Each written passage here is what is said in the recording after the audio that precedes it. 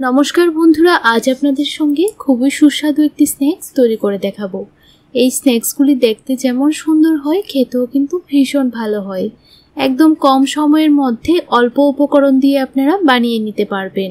সন্ধ্যাবেলায় যে কোনো কিছু মুখরোচক খেতে ইচ্ছে করলে একদম অল্প সময়ের মধ্যে বানিয়ে নিন এই রেসিপিটি।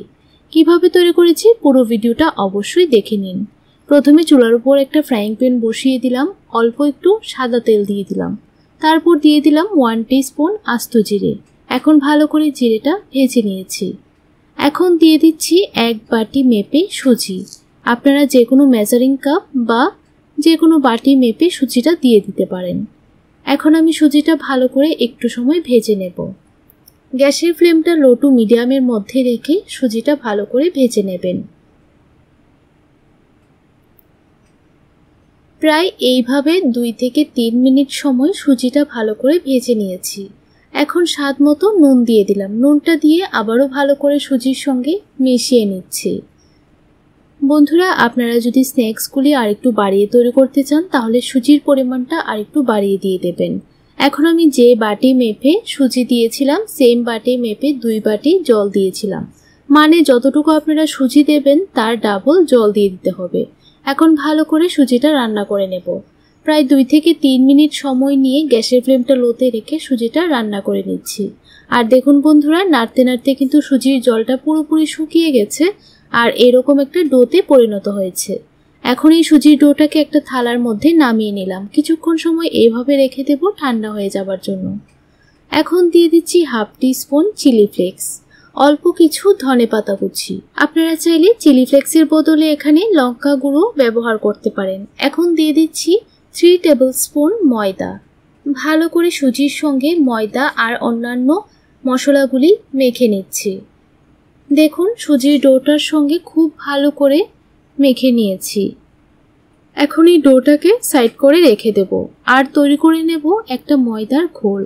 তার জন্য প্রথমে একটা বাটি নিয়ে নিলাম আর ছোট কাপ মেপে 1 কাপ ময়দা দিয়ে দিলাম কিছু ধনেপাতা কুচি, 1/2 টিস্পুন কালো জিরে দিয়ে দিলাম, স্বাদ মতো নুন দিয়ে দিলাম আর দিয়ে দিচ্ছি পরিমাণ মতো জল। জলটা প্রথমে একদম কম করে দেবেন। ভালো করে ময়দাটা গুলে নেবার পর আরও অল্প একটু জল এখানে দিয়ে দেবেন। একদম পাতলা করে ব্যাটারটা তৈরি করতে হবে। এখন দিয়ে দিচ্ছি অল্প একটু চিলি ফ্লেক্স আর অল্প একটু আস্ত জিরে। আপনারা চাইলে কিন্তু এখানে অল্প কিছু সাদা তিলও দিয়ে দিতে পারেন। আমার ময়দার ঘোলটা তৈরি করা কিন্তু সম্পূর্ণ হয়ে গেছে। এখন বাটিটা সাইড করে রেখে দিলাম। এখন বন্ধুরা, চুলার উপর একটা কড়াই বসিয়ে দিলাম, দিয়ে দিলাম 1 চামচ সাদা তেল আর 1/2 টিস্পুন আস্ত জিরে। জিরেটা ভালো করে ভাজা হয়ে যাবার পর দিয়ে দিলাম 1 চামচ কাঁচা লঙ্কা কুচি। কাঁচা লঙ্কা কুচিটা দেবার পর একটু সময় ভেজে নিয়েছি। এখন দিয়ে দিলাম 3টা সেদ্ধ করে রাখা আলু। আলুগুলিকে আমি হাত দিয়ে ভালো করে ম্যাশ করে নিয়েছি। আপনারা চাইলে যে কোনো গ্রেটার দিয়ে গ্রেট করে নিতে পারেন। এখন দিয়ে দিচ্ছি 1/2 টিস্পুন জিরে গুঁড়ো, 1/2 টিস্পুন ধনিয়া গুঁড়ো, 1/2 টিস্পুন হলুদ গুঁড়ো। আপনারা চাইলে অল্প একটু এখানে লঙ্কা গুঁড়ো অ্যাড করতে পারেন। এখন ভালো করে মশলাটা আলুর সঙ্গে মিশিয়ে নিচ্ছি আর দিয়ে দিলাম স্বাদ অনুযায়ী নুন। নুনটা দিয়ে আবারও ভালো করে মিশিয়ে নিচ্ছি। আপনারা চাইলে এখানে অল্প কিছু ধনেপাতা কুচিও দিয়ে দিতে পারেন বা 1/2 টিস্পুন চাট মশলাও দিতে পারেন, তাহলে পুরটা খেতে একটু চটপটা হবে। এখন আমি পুরটাকে একটা প্লেটের মধ্যে নামিয়ে নেব, তারপর ভালো করে ঠান্ডা করে নেব।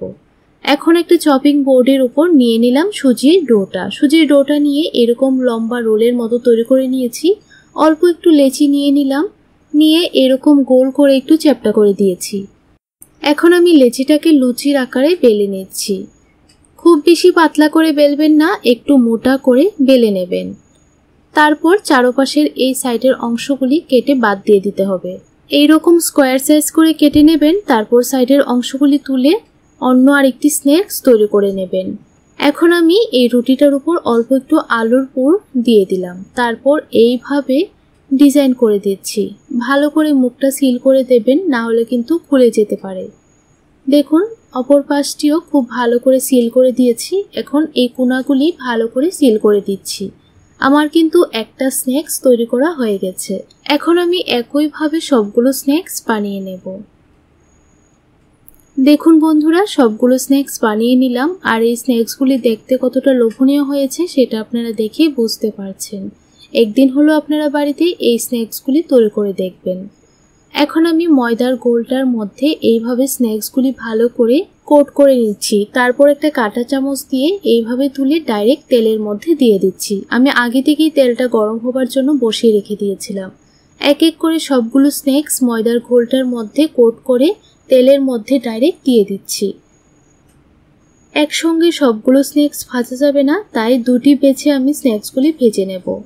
প্রথমে একটু সময় এভাবেই তেলের মধ্যে রেখে দিয়েছিলাম। যখনই একটা পিঠ হালকা একটু কালার চলে আসবে তখনই উল্টিয়ে দেবেন। এখন গ্যাসের ফ্লেমটা লোতে রাখবেন। উল্টিয়ে পাল্টিয়ে দুটো পিঠই ভালো করে ভেজে নেবেন। দেখলেন তো বন্ধুরা, স্ন্যাক্সগুলি তৈরি করা কত সহজ, খেতেও কিন্তু ভীষণ ভালো হয়। যে কোনো সসের সঙ্গে, চাটনির সঙ্গে খেতে অসম্ভব ভালো লাগবে। আপনাদের কাছে পুরো ভিডিওটা দেখার পর রেসিপিটি কেমন লাগলো অবশ্যই আমাকে কমেন্ট করে জানাবেন। আর দেখুন বন্ধুরা, কথা বলতে বলতে প্রথম ব্যাচের স্ন্যাক্সগুলি আমার ভাজা হয়ে গেছে। একইভাবে সবগুলো স্ন্যাক্স ভেজে নিলাম। আর বন্ধুরা, আজকের এই ভিডিওটা দেখার জন্য আমার চ্যানেলে যারা নতুন বন্ধু হয়ে এসেছেন তাদের কাছে অনুরোধ রইল চ্যানেলটিকে সাবস্ক্রাইব করে আমার পাশে থাকার জন্য। আর আপনার বন্ধু-বান্ধব, আত্মীয় স্বজনদের সঙ্গে খুব বেশি পরিমাণে রেসিপিটি শেয়ার করবেন। আর ভালো লাগলে ভিডিওটিতে একটা লাইক করতে একদমই ভুলবেন না। তাহলে বন্ধুরা, আজ এই পর্যন্তই। দেখা হবে নতুন দিনে নতুন রেসিপি নিয়ে। আপনারা সবাই ভালো থাকবেন, সুস্থ থাকবেন।